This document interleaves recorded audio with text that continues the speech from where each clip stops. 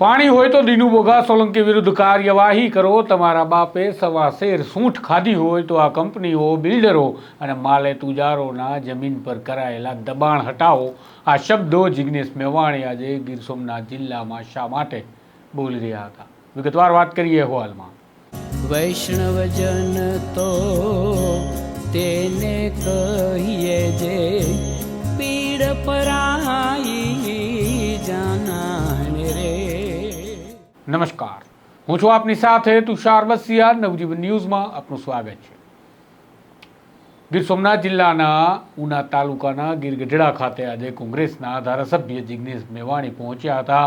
ઉના કાંડના આજે 8 વર્ષ પૂર્ણ થયા તે અનુસંધાને દલિત સમાજના કાર્યક્રમમાં પહોંચેલા જિગ્નેશ મેવાણી આજે રીતસરના ગીર સોમનાથ કલેક્ટર તંત્ર પર વરસતા જોવા મળ્યા હતા। ગીર સોમનાથ જિલ્લા કલેક્ટર તંત્ર દ્વારા છેલ્લા લાંબા સમયથી ડિમોલેશનની કામગીરી ચાલી રહી છે। મકાનો અને કેટલાક દબાણો હટાવવા માટે કલેક્ટર તંત્ર જાણે એક્શન મોડમાં આવ્યું હોય એ પ્રકારે ધડાધડ ડિમોલેશનની કામગીરી ગીર સોમનાથમાં ચાલે છે અને તેના કારણે રાજકીય ગરમાવો પણ આવી ચૂક્યો છે।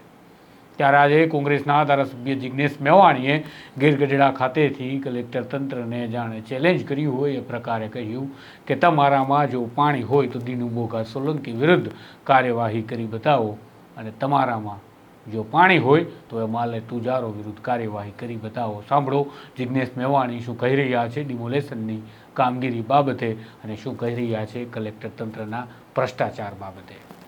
જિલ્લાના સ્થાનિક પત્રકારો, રિપોર્ટર અને સર્વ સમાજના અગ્રણીઓનું એક સુરે કહેવું છે કે હમણાં ગીર સોમનાથ જિલ્લા કલેક્ટર તંત્ર દ્વારા ભારતીય જનતા પાર્ટીના માથાભારે લોકોના ગેરકાયદેસર બિલ્ડિંગ, દુકાનો, હોટલોને ઊની આંચ ન આવે એ પ્રમાણેનું વર્તન છે।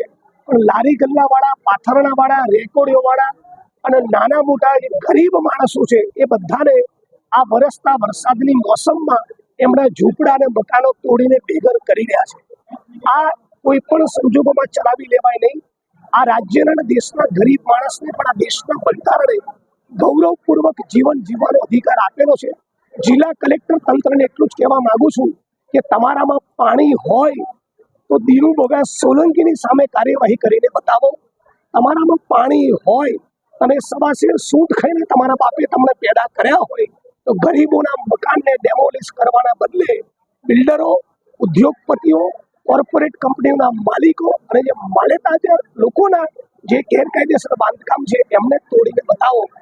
આ જે અધિકારી હાથમાં દંડો લઈ આ ડેમોલેશનનું નેતૃત્વ કરી રહ્યા છે એમણે ભ્રષ્ટાચારી અધિકારી તરીકે 50 કરોડની સંપત્તિ મોરબી અને રાજકોટમાં ઊભી કરી એની ઘણી બધી માહિતી મારા સુધી પહોંચી રહી છે અને એમના ચિરંજીવી એ 1-1 કરોડની ગાડીઓના ફોટા ઇન્સ્ટાગ્રામમાં મૂકી રહ્યા છે।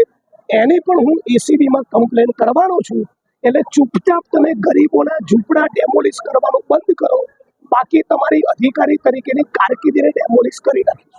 તમે સાંભળ્યું એ પ્રકારે તેઓ કહી રહ્યા છે કે મને તમારા ભ્રષ્ટાચારની પણ ખબર છે। કલેક્ટર તંત્રના ભ્રષ્ટાચાર પરથી તેઓ પડદો હટાવશે, તેઓ એસીબીને ફરિયાદ આપશે તેવી પણ તેમણે ચીમકી ઉચ્ચારવાની સાથે કહ્યું છે કે તમારા ચિરંજીવી રૂપિયા 1 કરોડની ગાડીઓ સાથે ઇન્સ્ટાગ્રામ પર ફોટા મૂકે છે તેની પણ મને માહિતી છે। આ ડિમોલેશન કરી નાના ગરીબ માણસોના ઝૂંપડા તોડવાનું તાત્કાલિક બંધ કરો, અન્યથા તમારી નોકરીની કારકિર્દીનું ડેમોલેશન હું કરી નાખીશ।